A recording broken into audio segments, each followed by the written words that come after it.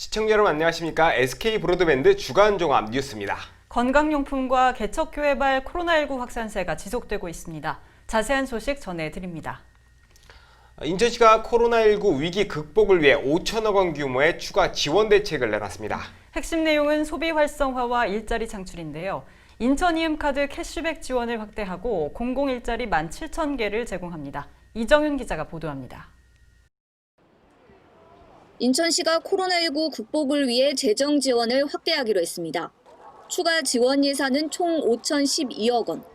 코로나19 사태가 장기화되면서 소비 심리가 위축되고 시민들의 어려움이 가중돼 추가 지원 대책이 필요하다는 설명입니다. 이번 추경 사업의 전정 기준은 집행 가능성과 사업 효과성입니다. 신속하게 시민분들께 체감하실 수 있고 시민 만족도가 높고 현장 애로사항을 해결할 수 있는 사업을 중심으로 반영하였습니다. 5천억 원 가운데 코로나19 위기 극복 사업에 투입하는 예산은 3,309억 원에 달합니다. 시는 우선 소비 활성화를 위해 1,000억 원을 투입해 인천이음 캐시백 확대 정책을 연장하기로 했습니다.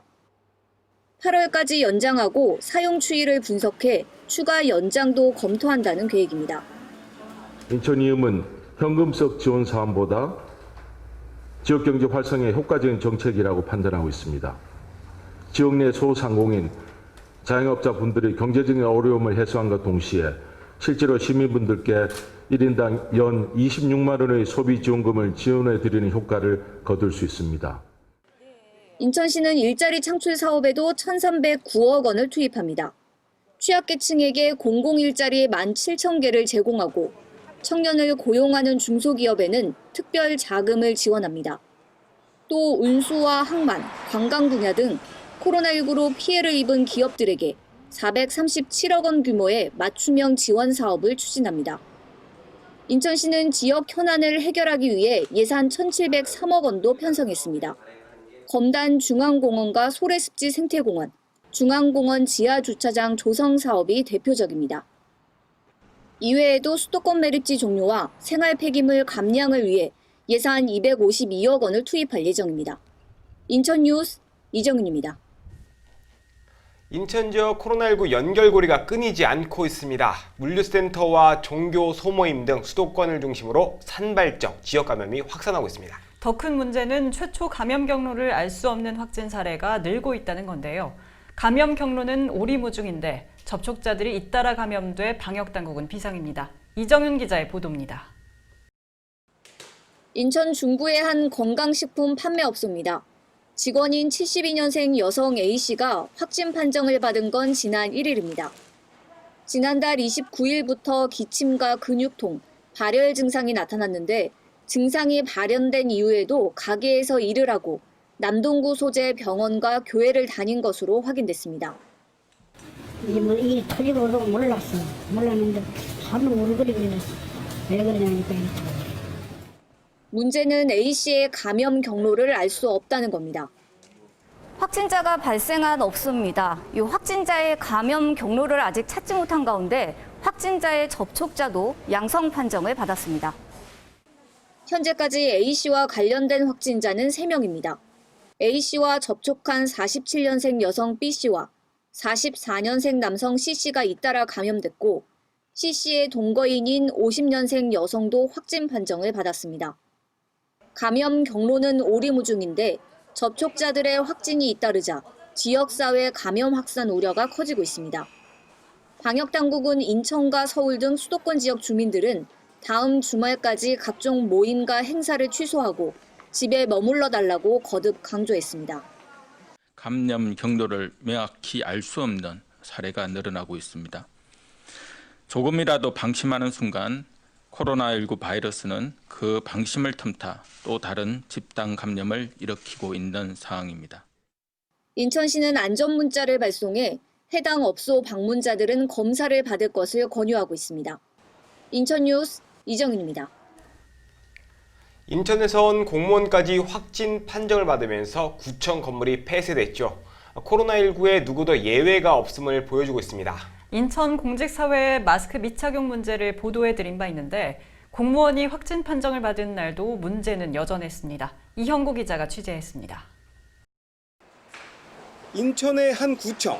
사무실에서 마스크를 쓴 공무원은 잘 보이지 않습니다. 책상에 앉은 사람도 이동하는 사람도 얼굴에 마스크는 없습니다. 복도를 오가는 사람 중 상당수도 마스크를 벗었습니다. 또 다른 구청. 옆 사람과 대화를 하는 공직자도 어디론가 급하게 가는 사람도 얼굴에 마스크는 없습니다. 내부적으로만 있는 사람들은 매일 보는 사람들이니까 공통성 있게 하지 않을까 싶어요. 내부에 있는 분들은 이제 아는 성격이 분들이니까. 좀 달라요. 근데 이제 만약에 대면을 하게 되면 그때는 이제 마스크를 쓰고 계시죠. 인천시청은 그나마 상황이 낫지만 곳곳에서 마스크를 벗은 사람이 눈에 들어옵니다.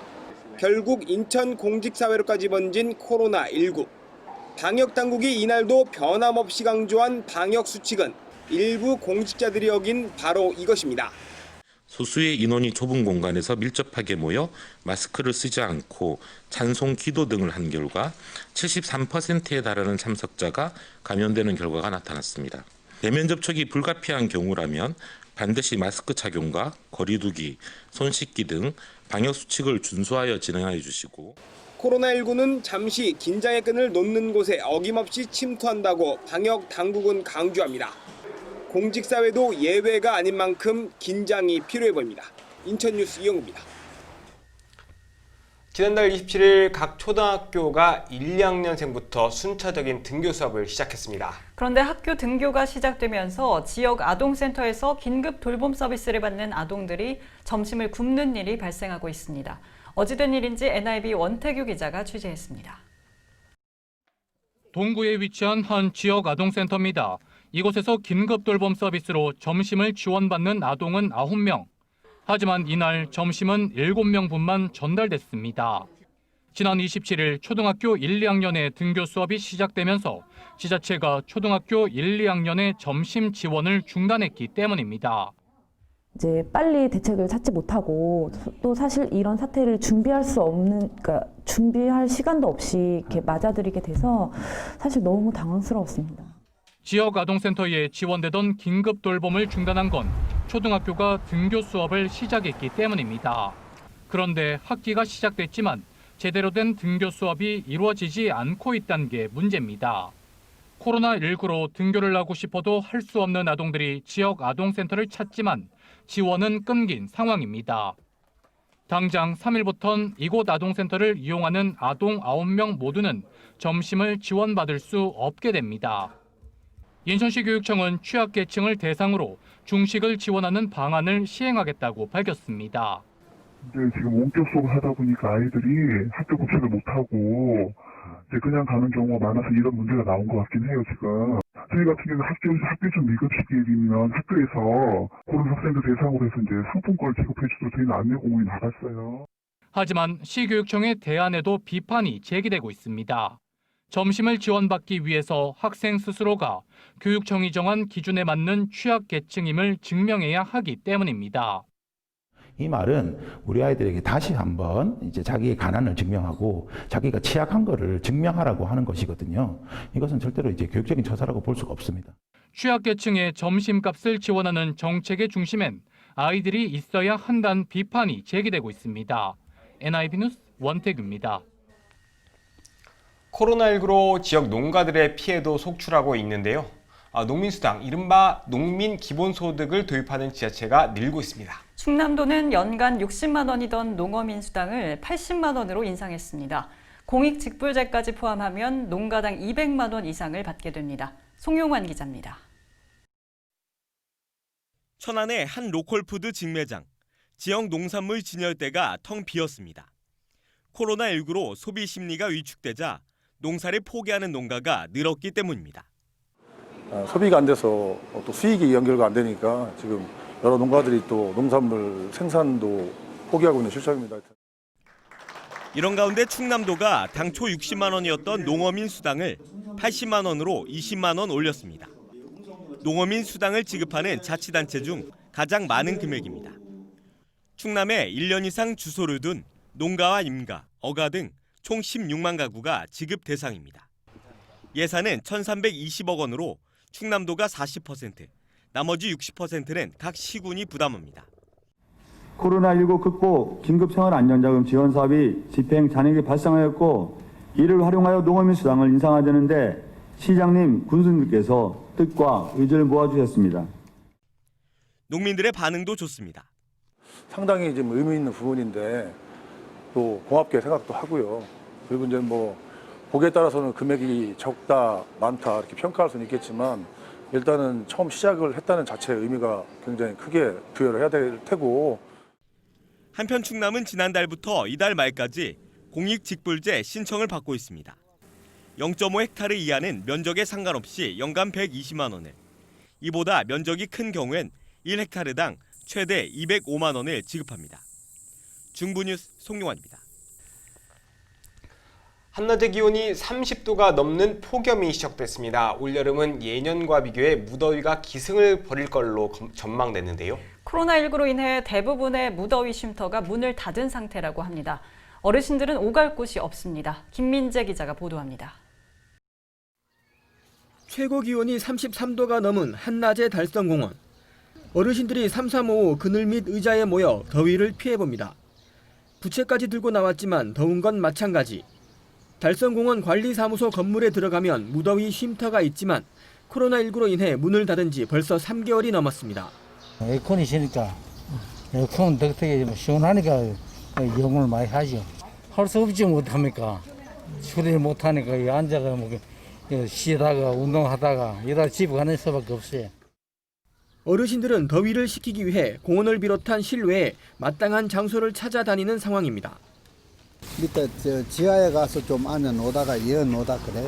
가족인데 뭐라 경찰서 이어나 이어나 들어가면 아까 들어갈 데가 없어 이어는. 역시 무더위 쉼터로 지정된 중구의 한 주민센터. TV와 정수기 등 앉아서 쉴 수 있는 곳이 마련되어 있습니다. 하지만 올해는 코로나19에 따른 우려 때문에 주민들을 대상으로 무더위 쉼터를 자유롭게 운영하기도, 그렇다고 운영하지 않기도 곤란한 상황에 놓였습니다. 대구시는 공식적인 운영은 하지 않을 방침입니다. 정식적으로 운영은 안 하는데 일반 시민들이 와서 쉬는 거는 가능하고요. 그런데 이제 공식적으로는 지금 아직 운영을 안 하는 걸로. 누구나 뭐 은행 문 열어놨는데 은행에 그냥 앉아 쉬는 거 가능하잖아요. 그것도 원래 무더위 쉼터로 지정은 돼 있는데 공식적으로 여기는 무더위 쉼터입니다 이렇게 홍보는 안 하고요. 현재 대구에 지정된 무더위 쉼터는 모두 996곳. 이 중에서 금융기관을 제외하고는 대부분의 무더위 쉼터가 문을 닫은 경로당이나 복지관입니다. 역대급 무더위가 예보된 올해 여름. 무더위 쉼터가 거의 문을 닫으면서 어르신들은 더위를 피할 곳을 찾아 밖으로만 다닐 처지에 놓였습니다. 대구뉴스 김민재입니다. 고공행진을 이어가던 수도권 아파트 가격 상승이 둔화하고 있습니다. 주택 거래량은 큰 폭으로 줄고 있는데요. 코로나19 여파에 각종 규제가 강화된 영향으로 풀이됩니다. 박희분 기자가 보도합니다. 경기 지역의 아파트 거래량이 감소세를 이어가고 있습니다. 경기 부동산 포털에 따르면 지난 4월 도내 아파트 거래량은 12,300여 건으로 3월보다 25% 이상 줄었습니다. 특히 규제가 적용된 지역의 감소폭이 컸습니다. 2월 거래량이 3,600여 건에 달했던 수원은 3월 4분의 1 수준으로 줄었고 4월에는 734건에 그쳤습니다. 용인과 성남시도 4월 거래가 2, 3월과 비교해 크게 감소했습니다. 조정 대상 지역이 된 의왕시도 거래량이 감소세를 보이고 있고 안양시 역시 크게 줄어들었습니다. 도내 주택 매매 가격 상승세도 2개월째 둔화세를 보이고 있습니다. 지난달 경기도 주택가격 변동률은 0.4%로 4월에 비해 상승폭이 줄었습니다. 아파트값 상승률은 반토막으로 뚝 떨어졌습니다.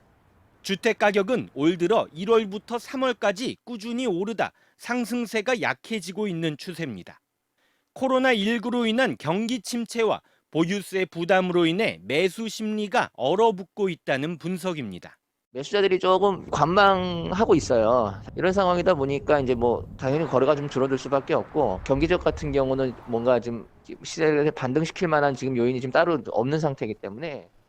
한편 경기 지역의 지난달 아파트 전세와 월세 상승률은 전달보다 오름폭을 키워 전국 평균보다 높은 수준을 보였습니다. 경기뉴스 박희붕입니다.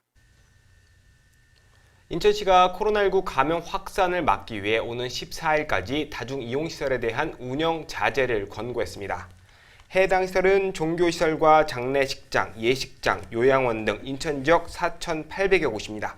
이 시설 운영하려면 시설 소독과 마스크 착용 등 방역수칙을 철저히 지켜야 합니다. 인천시와 군구는 현장 점검을 벌이고 이를 위반하는 시설에 대해선 300만 원 이하의 벌금을 부과할 방침입니다. 특히 확진 환자가 발생할 경우 손해배상도 청구할 예정입니다. 오는 12일부터는 인천 지역 내 택시기사들도 마스크 착용이 의무화됩니다.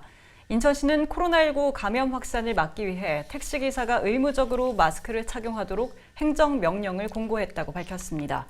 이를 위해 시는 운수종사자 복장 규정에 마스크 착용 의무화에 대한 내용을 추가했습니다. 12일부터는 택시기사가 마스크를 착용하지 않아 불편 민원이 접수되면 운송사업자에게는 과징금 10만 원이, 택시기사에게는 과태료 10만 원이 부과됩니다.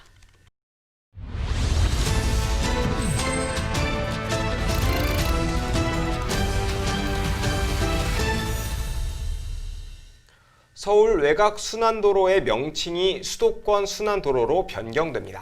인천과 경기를 순환하는 도로에 서울이라는 꼬리표가 붙었던 건데 30년 만에 떼게 됐습니다. 박일국 기자입니다.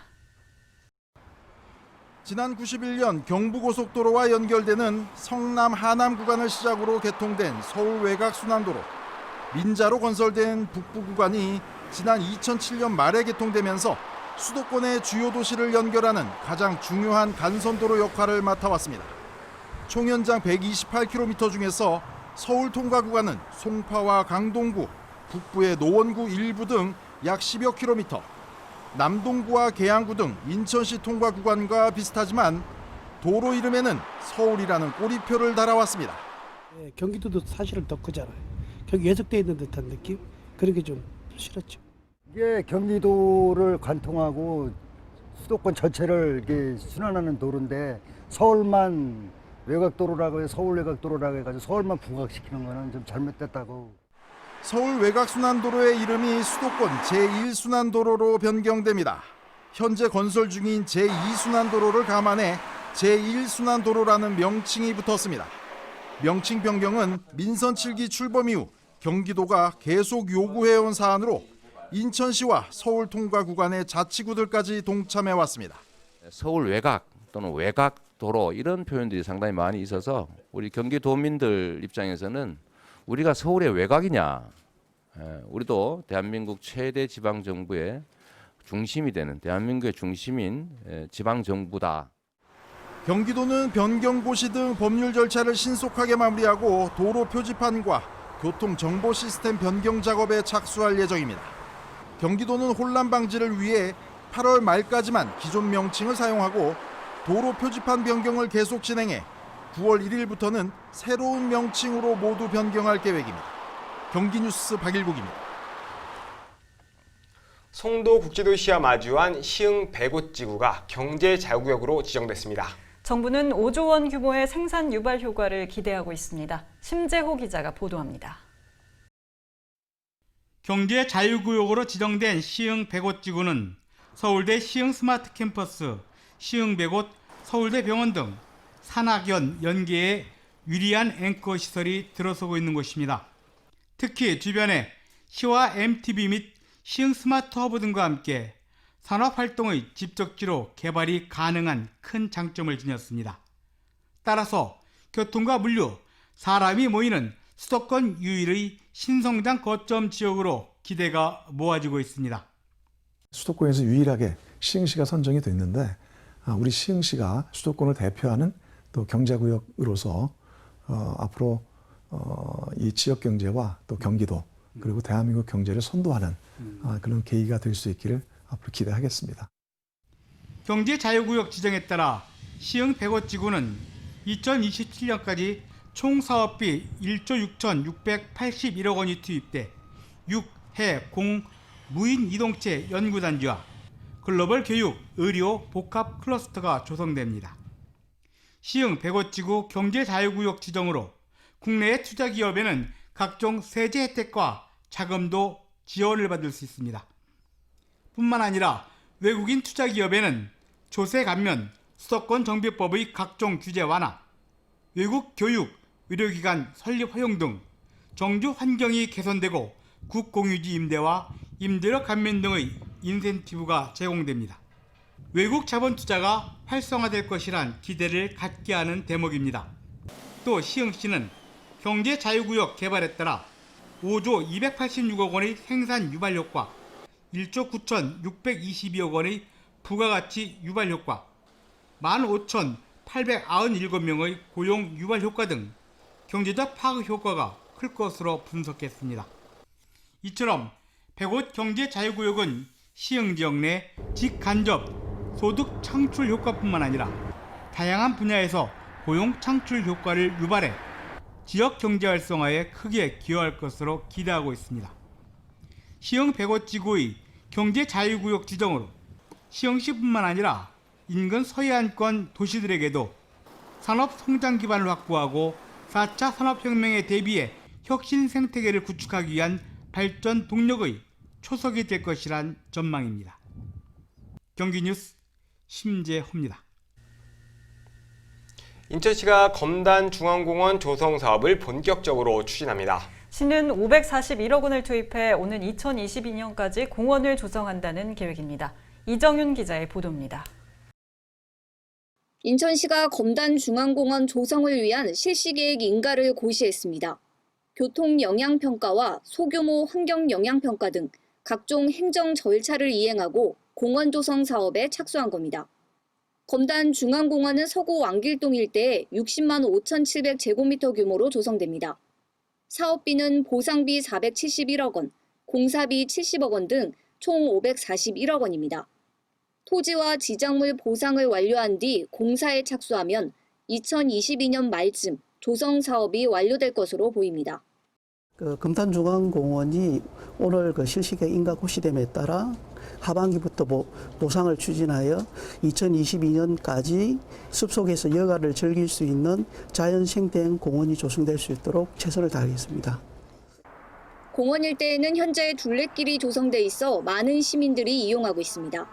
인천시는 자연생태 환경을 그대로 살리고 숲속 체험장과 야외 공연장 등 시민들이 여가를 즐길 수 있는 공원으로 조성한다는 계획입니다.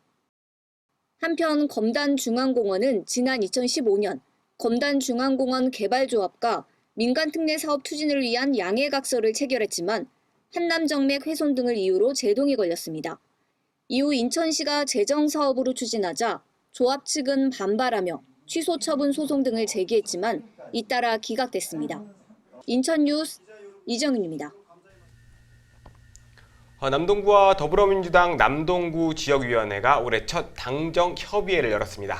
지역 관련 국비 확보와 현안 해결에 당정이 힘을 모으기로 했습니다. 이형구 기자입니다.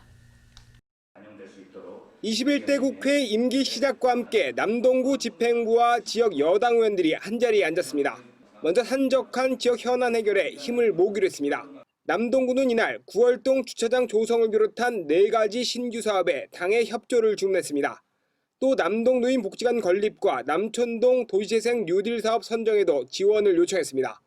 특히 내년도 국비 확보에 힘을 실어줄 것을 당부했습니다. 남동구는 만수일동 주차타워 건립과 만수호동 복합청사 신축 등 20개 사업에 국비 100억 원을 신청한 상태입니다. 소통과 협력이 절실합니다. 오늘 논의될 사업들의 추진과 관련해 행정적, 재정적 지원도 아끼지 말아주시길 부탁드립니다. 관련 사업들에 대해서 예산 확보에 필요한 부분들은 함께 의논해서 원팀이 되어서 남동구 발전에는 여야 없이 또 지역 없이 함께한다 이런 자세로 임하도록 하겠습니다. 지역 국회의원들은 공약 이행에 구 집행부의 공조체계 구축을 주문했습니다. 맹성규 의원은 원도심의 주차장 수요와 공급을 분석한 뒤 맞춤형 대책을 제시하는 걸 공약했는데 시와 구의 협조를 당부했습니다. 그래서 시가 지금 실태 조사를 시작을 했어요.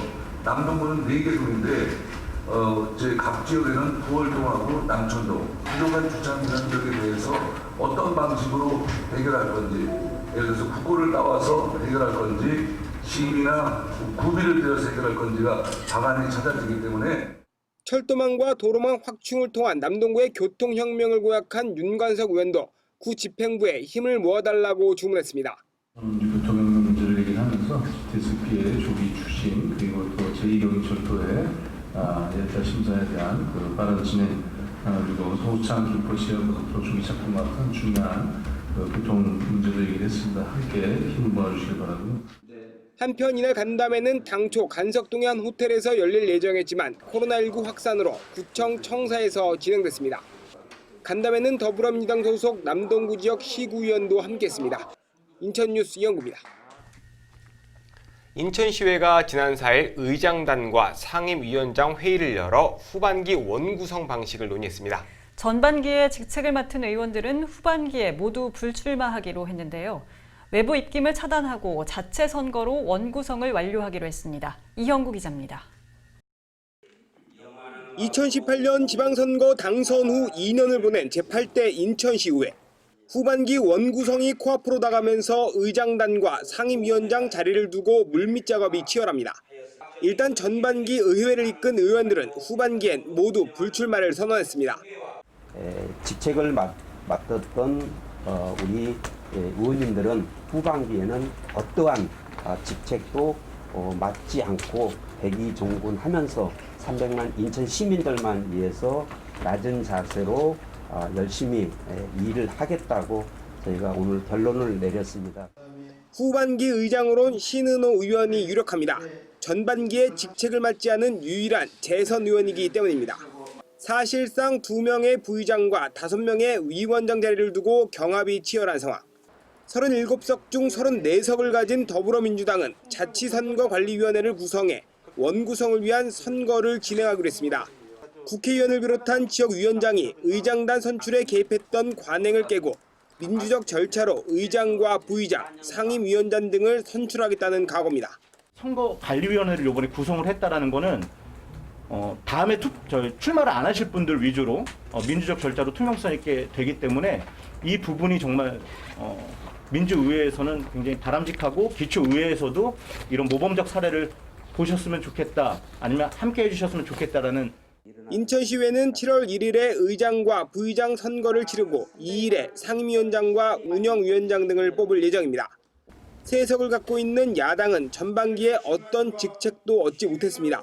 후반기에는 안배할 생각이 있냐는 기자의 질문에 이용범 의장은 아직 결정된 바 없다고 밝혔습니다. 인천뉴스 이영구입니다. 제조업의 근간이 되는 6대 기술 분야를 뿌리산업이라고 하는데요. 중요한 산업이지만 열악한 환경으로 구인난 등을 겪고 있습니다. 뿌리산업을 체계적으로 지원하는 인천 뿌리센터가 개소했습니다. 배상민 기자입니다.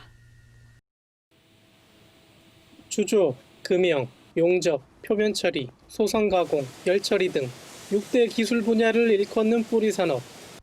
인천 지역 뿌리기업은 전국에서 3번째로 많은 3,404개, 산업단지 내 공장 등록 기업의 29%를 차지하고 있지만 낮은 임금과 열악한 근무 환경으로 고질적인 구인난을 겪고 있습니다.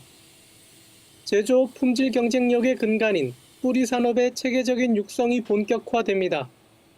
인천 뿌리산업 일자리 센터가 문을 열었습니다. 앞으로 2024년까지 5년간 총 사업비 476억 5천만 원이 투입됩니다. 뿌리 공정 개선을 위한 자동화나 아니면 설비 구축, 그다음에 이 뿌리 기업에서 일하시는 분들의 경력을 형성하기 위한 장려금, 그다음에 뿌리 산업에 특화된 일자리 지원 등의 사업을 하게 됩니다. 인천시와 남동, 부평, 서구, 중부고용청, 뿌리기업 등이 참여하는 고용안정협의회는 현장의 목소리를 담은 지원 사업을 발굴합니다. 뿌리기업 실태조사를 실시해 맞춤형 지원 방안도 강구합니다. 또한 한국생산기술연구원, 포스코 철강솔루션 연구소와 함께 전문가 기술혁신 컨설팅을 진행합니다. 인천테크노파크는 2024년까지 신규 고용 7,700명 창출을 목표로 한다고 밝혔습니다. 인천뉴스 배상민입니다. 인천시와 인천공항공사 등 4개 기관은 지난 4일 인천시청에서 스타트업 발굴과 육성을 위한 상호 협약을 체결했습니다. 인천경제청과 인천공항공사는 실증 자원을 공유하고 공동사업 발굴을 위한 실무위원회를 운영하기로 했습니다. 인천공항공사는 4차 산업혁명 기반의 K-투어리즘과 K-컬처, K-푸드 분야의 스타트업을 육성하고 있습니다. 이번 협약으로 인천공항공사의 스타트업 육성 사업이 인천 스타트업 파크 조성 사업과 시너지를 낼 것으로 기대됩니다. 인천시가 올 연말과 내년 상반기 개통하는 지하철역 이름을 확정했습니다. 먼저 올 연말에 개통하는 인천 1호선 송도 연장선 신설 역명은 송도 달빛축제공원역으로 결정고시했습니다. 송도 연장선은 국제업무지구역에서 송도 달빛축제공원역까지 820m 구간입니다. 또 내년 상반기 개통 예정인 서울 7호선 성남 연장선 역 이름은 산곡역으로 정했습니다. 성남 연장선은 부평구청역에서 산곡역을 지나 서구 성남역까지 4,165km를 잇습니다. 성남역에선 인천 지하철 2호선을 갈아탈 수 있습니다. 인천대 총장 후보로 이찬근 교수가 최종 선정됐다는 소식 전해드렸는데요. 하지만 학내에서 후폭풍이 거셉니다. 함께 후보로 올라갔던 최계훈 명예교수와 졸업생 등이 강하게 반발하고 있는데요. 학교 구성원 직접 투표를 무시한 밀실 야합에 의한 후보 선출이라며 법적 대응을 예고했습니다. 배상민 기자입니다. 이번 총장 후보 선출 과정은 인천대학교 구성원들의 의사가 철저히 무시된 이사회의 전행입니다. 최계훈 인천대 명예교수와 학교 동문, 재학생들이 이사회의 총장 후보 선출을 규탄하고 나섰습니다. 특별한 하자가 없는데도 학내 구성원과 총장 추천위 투표에서 1위를 한 최 교수가 탈락한 것에 대해 문제를 제기한 겁니다. 투표를 직접 한 학생으로서 그 구성원이 투표를 했는데 그 결과가 반영되지 않고 아무런 이야기 없이 이사회의 결정으로만 최종 후보가 결정되어서 거기에 의문이 들어서 참석하게 됐습니다. 인천대 이사회 회의록입니다. 지난달 25일 3명의 총장 후보자를 상대로 진행한 면접에 9명의 이사 중 기재부 관계자, 배진교 국회의원이 불참했고 참석한 7명 중에서도 교육부, 인천시 관계자 2명은 대리 참석한 것으로 확인됐습니다. 정작 지난 1일 이사회 투표에선 이사 전원이 참석해 과반수 득표한 이찬근 교수가 선정된 점을 꼬집었습니다. 선거에서 가장 중요한 정책 공약을 제대로 듣지도 않고 투표 자체를 요식행위로 만든 이사의 파행은 전적으로 이사장과 현 총장의 책임입니다. 선거 기간 일부에서 제기된 이른바 찌라시에 대해서도 적극 반박했습니다. 연구 논문 표절은 근거 없는 가짜 뉴스고 이명박 정부 당시 수자원공사 사장을 지냈지만 자신은 4대강 사업에 참여한 적이 없다고 강조했습니다. 사장 재임 시절 형 사업체 하천공사 발주 관여도 사실 무근이며 사장 중도사임은 20대 총선 이후 낙선 인사 자리 보전을 위해 청와대 압력으로 그만뒀다는 겁니다. 최 교수는 이럴 거면 학교 구성원 직접 투표를 왜 했냐며 이사회 결정을 반민주적인 야합이자 밀실 투표라고 비난했습니다. 총장 후보 선출 파행에 대해 이사진들이 책임지고 전원 사퇴하고 새로운 이사진을 구성하고 그 이사진으로 새롭게 총장 후보 선출을 다시 해야 한다고 강력하게 촉구합니다. 이에 대해 인천대 이사회는 법과 원칙에 따라 총장 후보를 선출했다며 문제가 없다는 입장입니다. 인천뉴스 배상민입니다. 민식이법 시행 이후 전주에서 첫 스쿨존 사망사고가 발생했죠. 주 사고 원인은 불법 유턴이었습니다. 스쿨존의 안전을 위협하는 건 비단 이뿐만이 아닙니다. 과속도 그중 하나죠. 규정 속도인 시속 30km, 과연 얼마나 지켜지고 있을까요? 엄상현 기자가 보도합니다. 전주 반월동의 한 스쿨존입니다. 지난달 21일 이곳에서 불법 유턴을 하던 차량에 2살 난 아이가 치여 숨졌습니다. 당시 차량의 속도는 시속 39km. 학교가 있는지를 잘 모르시고 이제 더군다나 초행이시고 그러신 분들은 이제 거기가 보호구역인지를 잘 인지를 못하신다고 그렇게 말씀을 하시더라고요. 네, 바로 이 도로가 조금 전 하늘에서 보여드린 도로입니다. 자, 저쪽을 보시면은 어린이 보호구역 시속 30km라는 표지판이 서 있습니다. 운전자들은 과연 이 규정 속도를 잘 지키고 있을까? 지금부터 살펴보겠습니다. 속도 측정 표지판의 숫자가 연신 시속 30km를 웃돕니다. 40km, 50km, 무려 60km에 육박하는 차량들. 30km는 너무 많아요. 30km는 별로 얼마 안 돼요. 그 이상 되지. 과속이 빈번한 도로지만 과속 단속용 카메라는 어디에도 보이지 않습니다. 스쿨존 제한 속도를 넘겨도 사고가 나지 않는 이상 책임을 물을 수 없는 겁니다. 현재 전주 지역 초등학교는 모두 73곳. 이 가운데 과속 단속용 카메라가 설치된 곳은 고작 4곳에 불과합니다. 민식이법은 스쿨존 내 과속 단속용 카메라 설치를 의무화하고 있습니다. 금년도 같은 경우는 30개소를 설치를 하고 추후 22년까지 나머지 개소에서 무인단속 카메라를 전부 설치할 계획입니다. 설치 완료 시점 2022년. 보다 안전한 스쿨존을 위해서는 조금 더 앞당길 필요가 있습니다. 전주뉴스 엄상현입니다. 인천시가 10개 군구의 개별 공시지가를 공개했습니다. 1년 전보다 4.11%가 상승한 걸로 조사했습니다. 인천에서 가장 많이 오른 곳은 부평구 지역입니다. NIB 원태규 기자입니다. 부평구의 개별 공시지가는 전년 대비 5.85%가 상승했습니다. 시는 지역 개발 상황이 반영된 것으로 분석했습니다. 부평동의 신규 도시형 생활주택과 산곡동의 지하철 7호선 연장 예정이 지가에 반영됐습니다. 또 청천동 건축개발과 갈산동 일신동 등에서 다세대 주택이 늘어난 게 영향을 준 것으로 분석했습니다. 부평구 다음으로는 계양구가 5.47% 상승했습니다. 계양 테크노밸리 신도시와 관련한 상승세가 이어졌고 서운 산단 내 시설 신축 등의 활발한 진행이 영향을 미친 것으로 보고 있습니다. 올해 인천의 전체 개별 공시지가는 전년 대비 4.11%가 상승했습니다. 지난해 상승률보단 0.52%포인트 감소한 것입니다. 인천의 전체 땅값은 지난해보다 13조가 늘어난 323조입니다. 지가 총액은 서구가 72조로 가장 높았고 연수구와 중구, 남동구가 그 뒤를 이었습니다. 서구의 경우 지난해 대비 2조 3천억 원이 증가했습니다. 개별 공시지가가 가장 비싼 땅은 지난해와 같이 부평구 문화의 거리에 있는 금강제와 빌딩입니다. 인천시는 29일 이 같은 내용의 지역 10개 군구 63만여 필지에 대한 개별 공시지가를 결정 고시했습니다. 고시된 지가는 국토교통부 부동산 공시가격 알림이 홈페이지와 군구 개별 공시지가 담당 부서 등에서 6월 29일까지 열람할 수 있습니다. 결정한 지가에 이의가 있을 경우 6월 29일까지 이의 신청서를 작성해 군구에 방문 또는 팩스, 우편 등으로 제출하면 됩니다. NIB 뉴스 원태규입니다.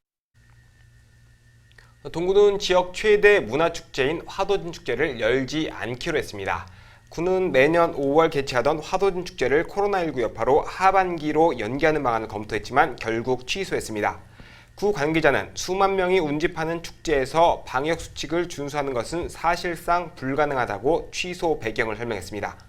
허인한 동구청장은 행사성 경비 사용을 최대한 억제하고 관련 사업비를 코로나19 대응과 경제 활성화에 집중 투입하는 방안을 검토할 것이라고 밝혔습니다.